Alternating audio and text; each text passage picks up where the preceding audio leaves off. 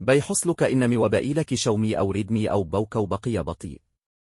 بتفتح التطبيقات وبتحس بتقل. في الفيديو ده هقولك على شوية نصائح تخلي وبائلك يرجع سريع زي الأول. معدل التحديث. أول حاجة، ادخل على الإعدادات الشاشة والسطوع ودور على معدل التحديث ريفريش رايت. لو موبائلك يدعم 120 هرتز فعلها فورا، هتحس بفرق رهيب في السلاسة. خيارات المطور والأنيماش. ادخل الإعدادات حول الهاتف واضغط على إصدار النظام كذا مرة لحد ما تفعل خيارات المطور. ارجع وابحث عن مقياس رسوم حركة النقل واخلي ل3 اختيارات اللي قدمك 0.5x. ده بيخفف الحمل عن المعالج ويخلي الحركة أسرع بكتير.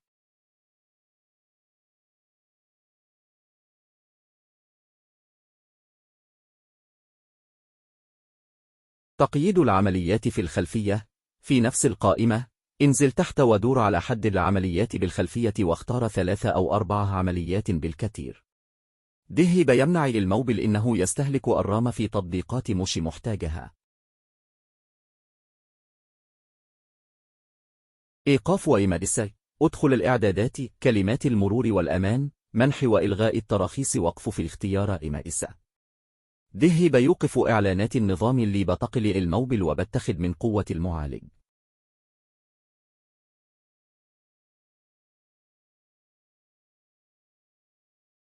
تنظيف الكاش. ادخل على تطبيق الحماية Security البطارية واضغط على الترس اللي فوق وفعل مسح ذاكرة التخزين المؤقت عند قفل الجهاز. التنظيف العميق. من تطبيق الحماية برده، اختار التنظيف العميق Deep Clean. امسح الملفات الكبيرة وبالذات صور وفيديوهات وتسابي اللي واخدة مساحة ومبطئة الموبل. إدارة التطبيقات. في تطبيق الحماية، اختار إدارة التطبيقات وبعدين التشغيل التلقائي أو توستور.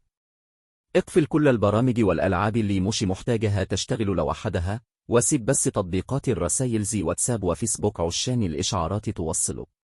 لو الفيديو عجبك، هكون شاكر جدا لو اشتركت في القناة وعملت كومنت. سلام ونشافكم الفيديو الجاي.